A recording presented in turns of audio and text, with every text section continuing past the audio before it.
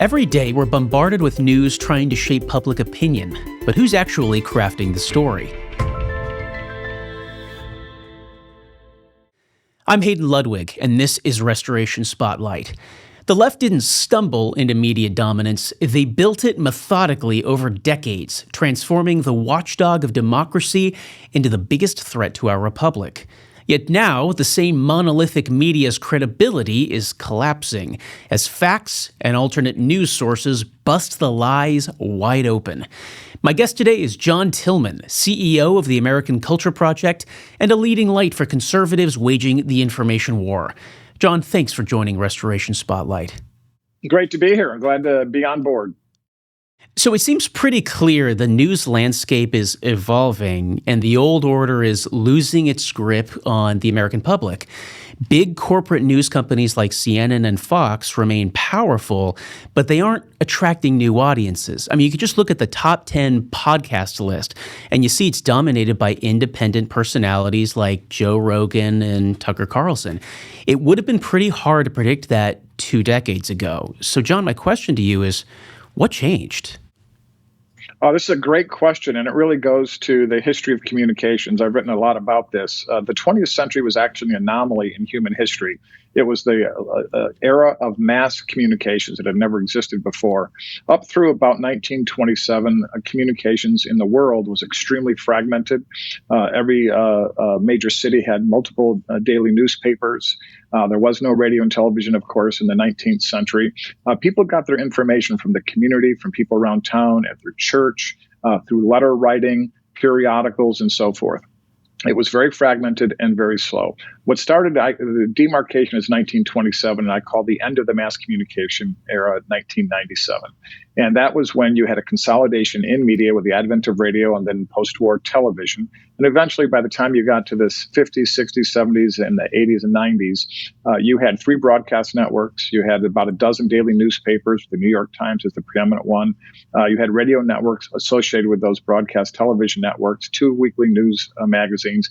And essentially, you could reach 97% of the American people with a singular message. And about 40 or 50 men controlled all of that. They controlled, the important point here is they controlled the content creation and what became narrative within that content.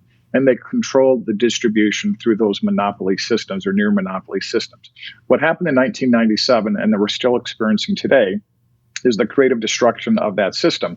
It began because we had full maturation of cable penetration throughout all of America. And then the internet came online in 1997, or pick a number a year right around there. And so what's been happening now, really over the last 25 plus years, is a refragmentation of both content creation and distribution. And in fact, I make the argument that the entire censorship complex that still exists today, but was particularly peaking during the Biden administration, was the attempt by governing elites to put the genie back in the bottle and regain control of both content creation and distribution. And so we are in full revolution with the decentralizing of content and distribution again, which is actually good for America, though it's pretty rocky at times. Yeah. Do you see a parallel between the rise of conservative talk radio, which I know was still subject to some gatekeeping, but nevertheless, Rush Limbaugh did something remarkable that nobody had ever done before, and then the later rise, or circa 2007, I think, with iTunes, of the podcast? You know, I mean, it stands out to me that the last months of the Trump campaign circuit in 2024 were hitting all the top podcasts, especially the ones where you can reach Gen Z and millennial men, right? And reportedly on the advice of Barron Trump, which is very savvy politicking and a new thing in the campaign world. What's the parallel between there, or is there one? I think, first of all, I think you're very smart to point out Rush Limbaugh. He was a precursor to what's going on now. And that was allowed to happen because, as is so often the case, loosening, and in the best sense of the word, a liberalization of a government regulation. They stopped requiring equal time. Prior to that, broadcasters, both in radio and television, had to give equal time for any sort of political discussion. And then during the Reagan administration, that was eliminated. So a radio station could have somebody from the left or the right without giving equal time to the other side. And that's what spawned Rush Limbaugh and all who have followed since. So that was a precursor. And what it showed was, I think the most important thing it showed was that there was a whole audience starving for content that they had been prevented from consuming because the curators, those top 50 people I mentioned earlier, didn't want them to have that content. So Rush was the beginning of it. What I think is so fascinating about your comment about the podcast, the estimates vary, but when Joe Rogan interviewed Donald Trump during the 2024 election cycle, somewhere north of 40 million people watched significant portions or all of that interview. Now think about this. In 1981, Walter Cronkite, the legendary CBS News anchor, retired. There were only 3 broadcast networks then. There was about 200 million people in the country, and over 30 million people watched his final broadcast. Today, about 2 to 3 million people watch the CBS Evening News, and the vast majority of people in America have no idea that Norah O'Donnell is the anchor, nor do they care. So what has happened, as you're pointing out, these alternative pathways of both audience segmentation and reach, content creation and distribution to those audiences is now starting to supplant the legacy media. The problem is they still have tremendous hold on the narrative because they still have, to a large degree, the commanding heights of our institutions, our cultural and business institutions, academic institutions. We have to continue to erode those in order to have a level playing field and begin to have our narrative compete more effectively and eventually become the dominant narrative. So I was a Rush baby. My age kind of gives it away. I really was. I grew up listening to conservative talk radio in the car with my mom, formed a lot of my basic political opinions around that. But, when I was a child, I remember things were not as polarized, though I could see in hindsight it's the roots of what we have today. And I wonder if there's some nuance in the equal time, the fairness doctrine I think you're referring to there. Yeah, because you go back to the 1950s and 60s, the New York Times was not nearly as biased as it is today. Now, I realize there are all sorts of exceptions, with reporting on Ukraine's Holodomor in the 1930s, for instance, and a lot of Soviet penetration, CIA penetration for that fact. But do you think there's more nuance to it than it kind of unleashed, getting rid of the fairness doctrine, unleashed the right and the left to kind of talk to more polarized audiences who want to hear what their opinions are, basically have that kind of reinforcement going on? Or is it really getting rid of it was a net good for media because it unlocked the ability for non-gatekeep voices to have a platform?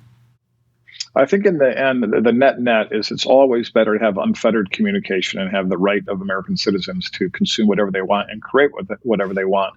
I would make the argument that that there is no such thing as an objective period of time in American journalism during the 20th century. It was much more sedate. I'll use that term to describe it back then. The New York Times was much more sedate, as was CBS Evening News and all the rest, because they had near monopoly control over narrative. And the way they controlled their biases was by story choice. In other words, it wasn't so much how they reported the news, it was what news they chose to report. One of my favorite examples is, the civil rights movement and eventually the Civil Rights Act of 1964 all happened in the 60s. I make the argument it could have happened in the 50s because all the precursors were there in the 50s.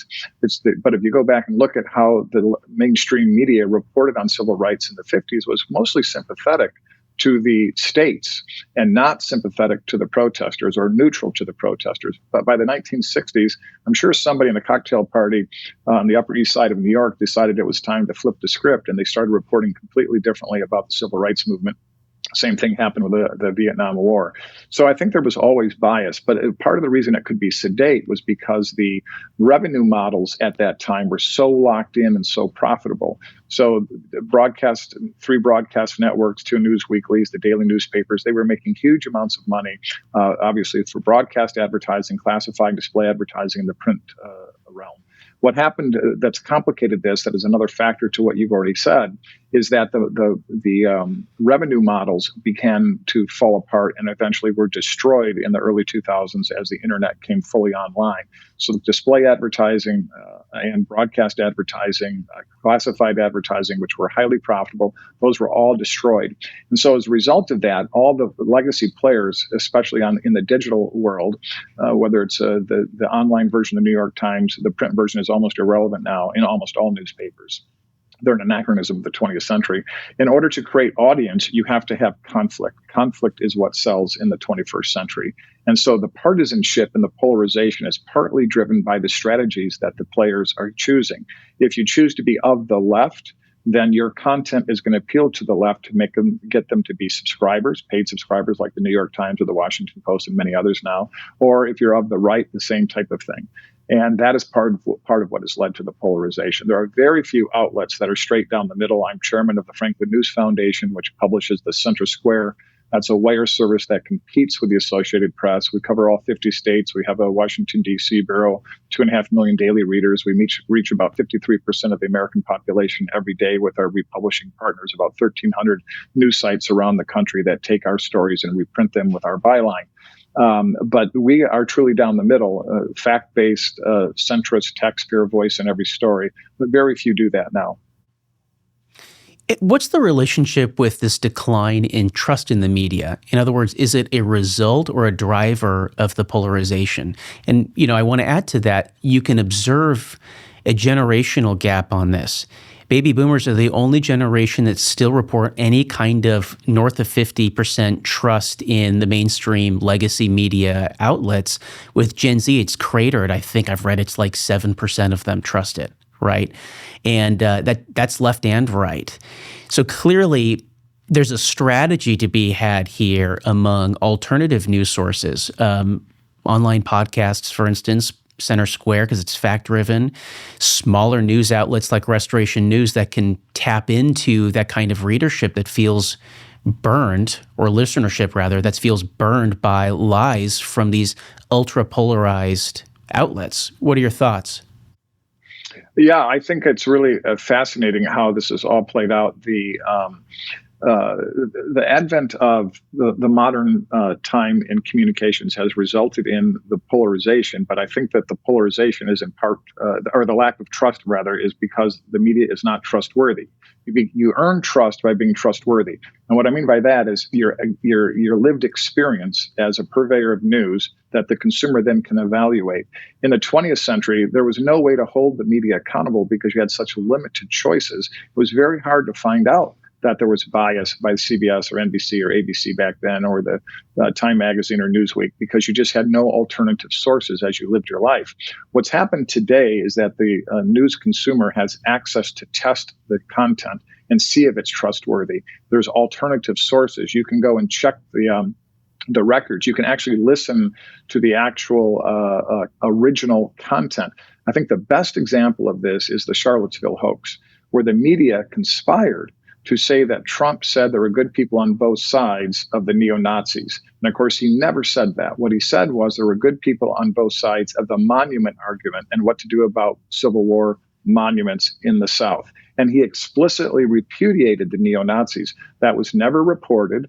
The media tried to create a narrative that he said there were good people on both sides, including the neo-Nazis, and they went with it full bore. But what happened was people had access to the original audio and video, and they could see for themselves that that was a lie. That is happening writ large, and that is why trust has plummeted, because so many news providers are lying. A really good example of that going on right now is the way that the reason Charlie Kirk was assassinated was because the left-wing media, both online and digital and social media, portrayed him, and activists too, portrayed him as a racist, misogynistic, xenophobic monster.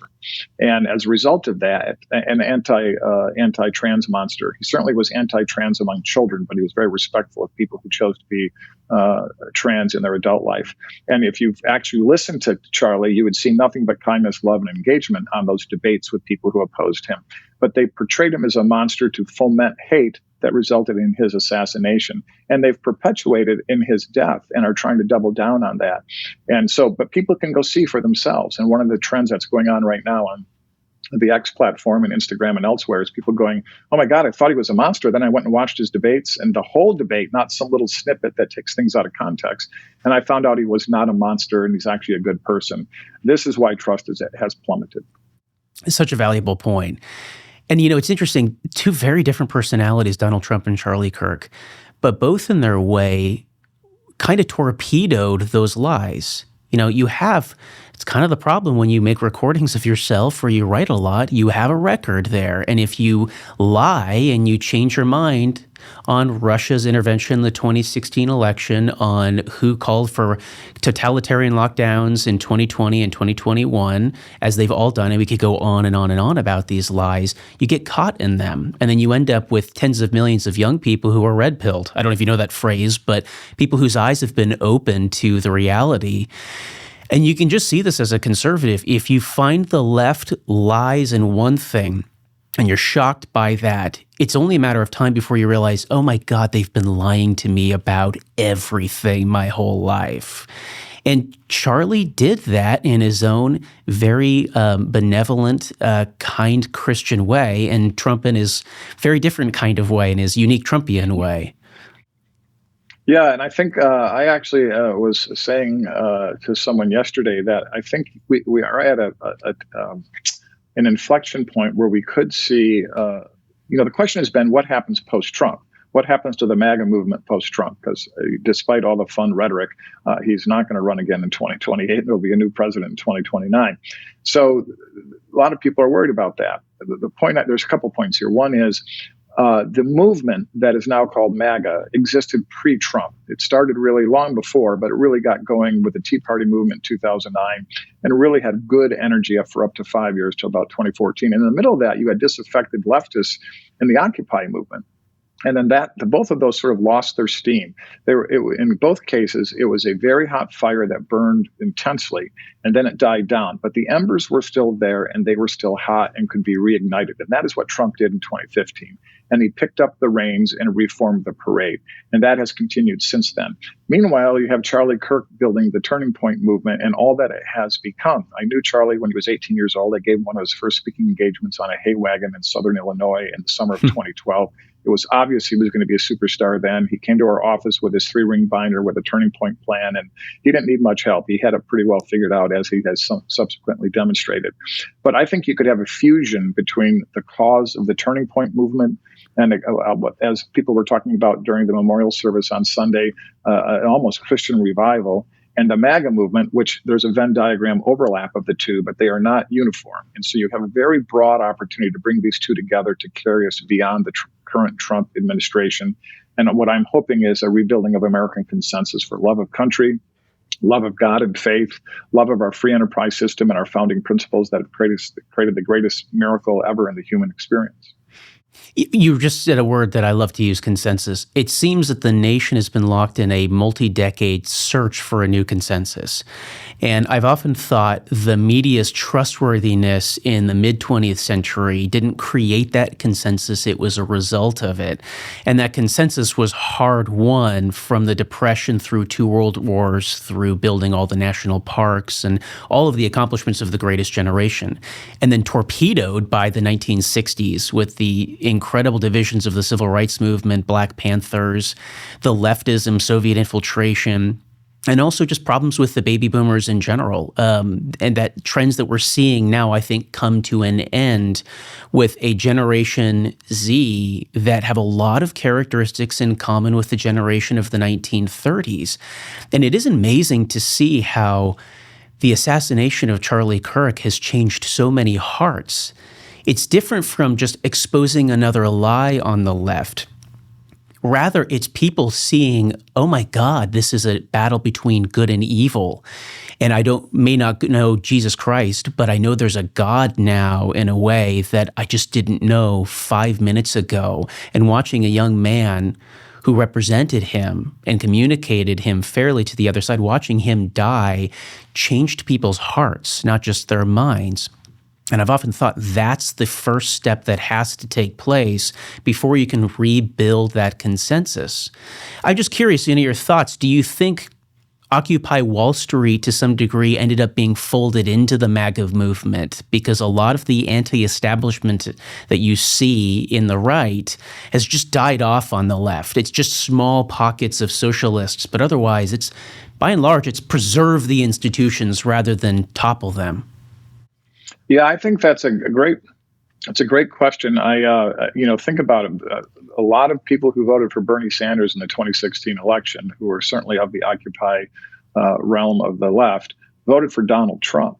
And so what united them? What united them was a bipartisan, a left-right coalition rejecting the elites of both parties. One of the things I always used to say during the Tea Party movement was that the one thing that united Democrats and Republicans of the establishment in Washington, D.C. and state capitals nationwide was their hatred of the Tea Party movement. And the reason for that was the Tea Party movement was against the establishment, go along as it's always been, feed the insiders and leave the working class and middle class people out. And there's a great book by Martin Gurry, a former CIA analyst, who emigrated here as a child from Cuba. And it's called Revolt of the Public, originally published in 2014. And then later he did a new chapter, added a chapter in 2018 after the election of Trump. And there's a lot to it. But the basic premise is that the public, because this goes back to your trust question earlier, the public finally got a chance to evaluate the governing elites of both parties, and they found them wanting. And for the first time in human history, the public could see that that their information streams had been controlled, and that once they got access to the truth through better access to information, they saw that elites had been making errors left and right at their expense, at the working class's expense, at middle class people's expense, at everyday citizens' expense. This happened all over the world. He writes about the Arab Spring and much more than just America. But we are in a period now where the public, both the left and the right working class public, if you will, the anti-establishment voters of both sides are coming together. And I do think that's where we could get back to an American consensus. And you touched on something I talk about a lot, which is my basic theory is that each century of American history, beginning in the 1700s, has a unifying destiny that knits us together despite our conflicts. In the 1700s, that unifying destiny was the founding of the country. In the 1800s, it was the settlement through violence, unfortunately, in war. But thank God we did, and the eradication of slavery with the Civil War. But post that, and prior to that and post that, it was the manifest destiny of settling the continent and becoming a great power. In the 20th century, the 1900s, it was winning the two hot wars, one and two, World War I and World War II, and the Cold War. And then you talk a little bit about the 60s. I would say we were, despite all that disruption, we were still unified as a country. We still believed in capitalism. We still believed in free enterprise. We believed in winning the Cold War, despite all those disruptions of the 60s and 70s. And I call the demarcation of this in 1991 with the fall of the Soviet Union. We had a 10-year interregnum period till 2001, where we kind of just celebrated and partied like it's 1999. And then from 2001 on, we have not found, you used the word consensus as I did, but I'll call it this way, that we have not found what our 21st century destiny is. How do we build a consensus where even though we might argue about the how, we're not going to argue about who it is, what we want to be, and why we want to be that. And that is what I think Sunday's memorial service about Charlie Kirk could be about. It did feel like a revival of both faith and patriotism, nationalism in the best sense of it, that could bring people together across the spectrum. Well, if globalism was the end product of the logic of the 20th century in so many ways, multinationalism in response to the Third Reich, for instance, it seems that America First is the antithesis to that for the 21st. It's a message that can unify people on the center left anyway. I don't know the radical left, but the right and the middle and the center left can all agree, hey, there is such a thing as a nation. Our nation is a good thing. It's not evil in and of itself.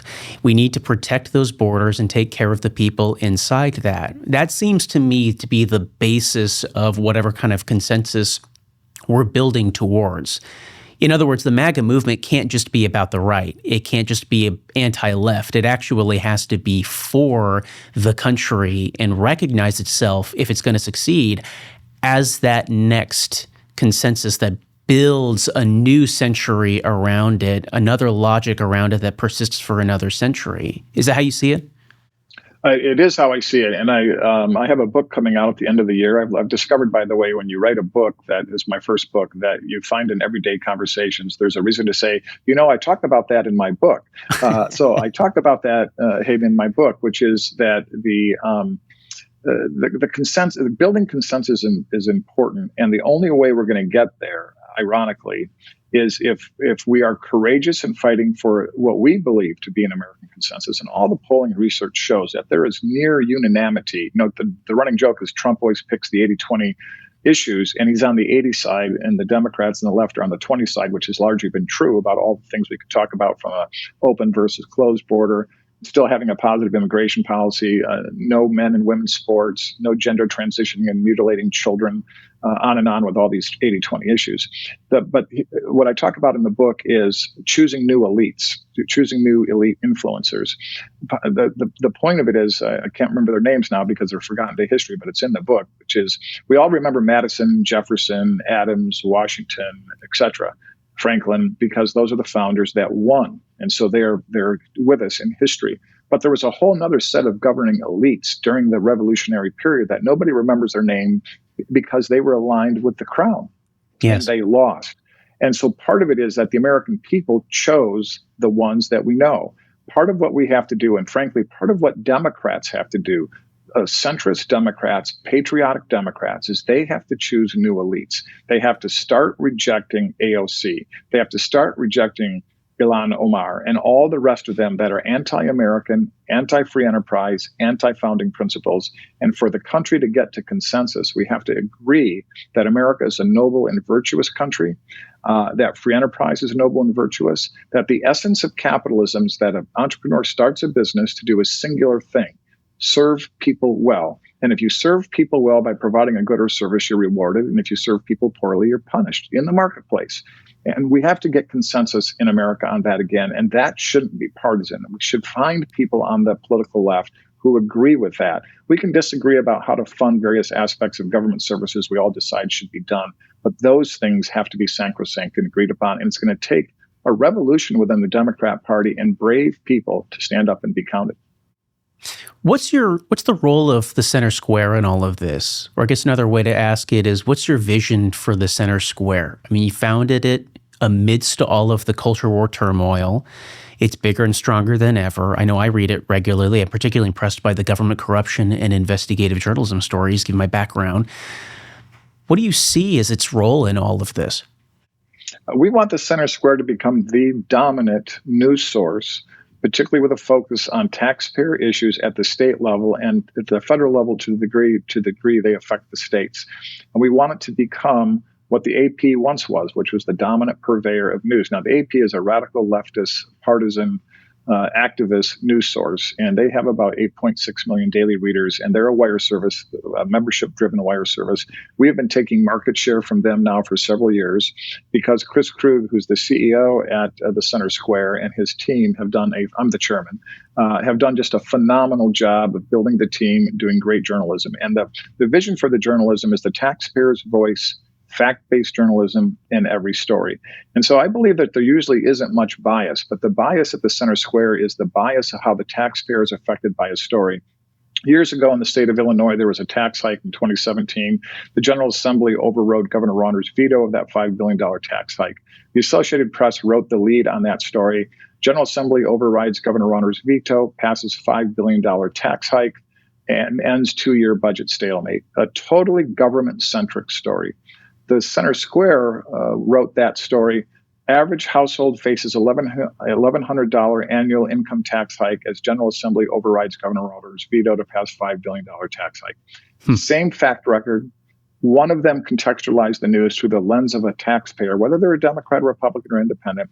The other one contextualized the news through the needs of the government. Our vision is to have the news always talking about the citizens' needs and how public policy and politics are affecting the citizen.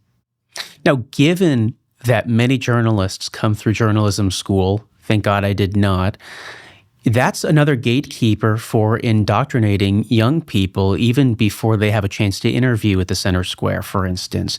How do you select your journalists? Because as you know as well as I do, how you choose to write the story and what you choose to report on or not, omit, affects the entire orientation of an article and therefore a website. What's the strategy? The strategy is to, during the interview process, again, Chris and his team are the primary ones doing this. I'm not too involved day to day, and I want to make sure I give them proper credit and that I'm in the chairman's role, not involved in the day-to-day editorial decisions.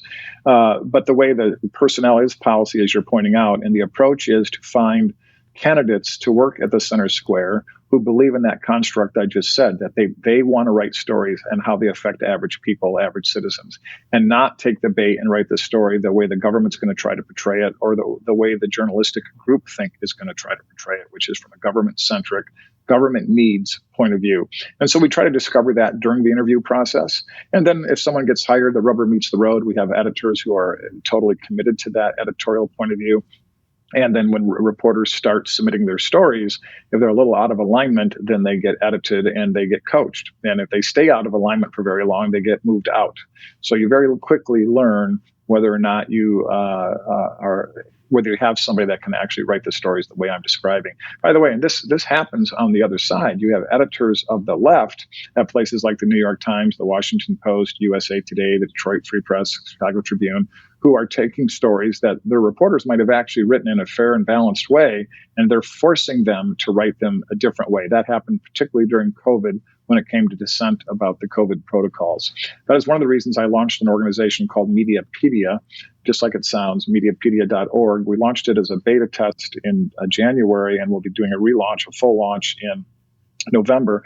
And we are going to hold media players accountable for whether or not they're telling the truth. And we'll be calling out people, whatever side they may be on, if they are fabricating news stories, misrepresenting the truth, they are going to be publicized for having done so, and that there should be no trust in them or their platform that publishes them. I love it. Yeah, I think there's a real hunger for that right now. John, we've talked a lot about where we've come from in the media landscape and what it looks like right now. Are you optimistic for the future? Given the way things are going, even in the wake of Charlie Kirk's death, it seems like God can bring a lot of good out of a lot of evil. Or are we stuck in this for a long time to come?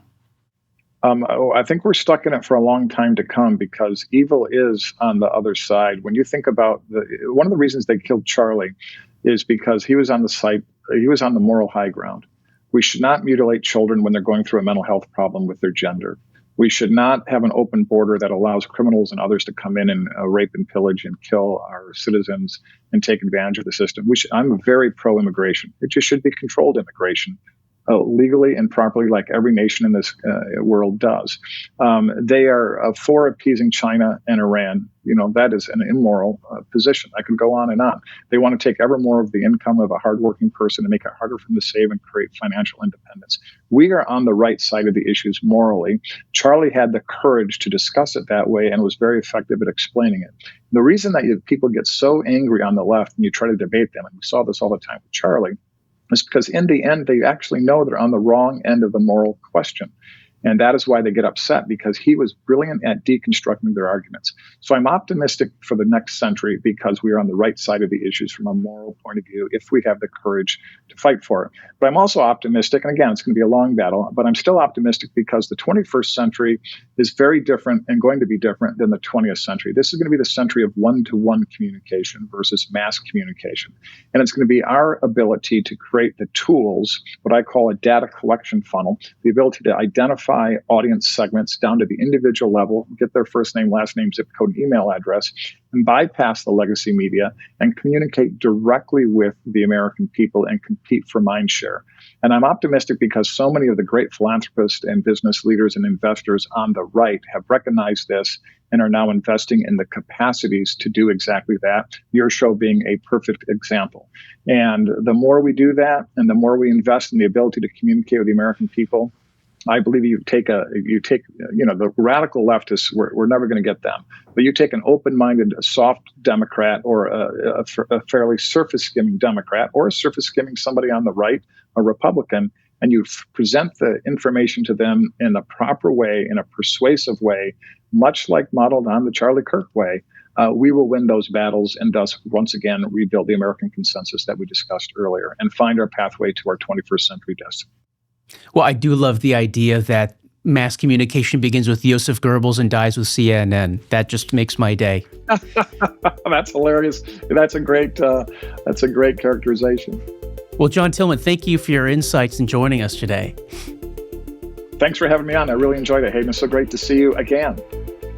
Likewise, sir. I'm Hayden Ludwig, and this is Restoration Spotlight, a project of Restoration News, your source of headline-smashing investigative journalism for the America First movement. Check us out at restoration-news.com. And until next time, stay vigilant and trust in God.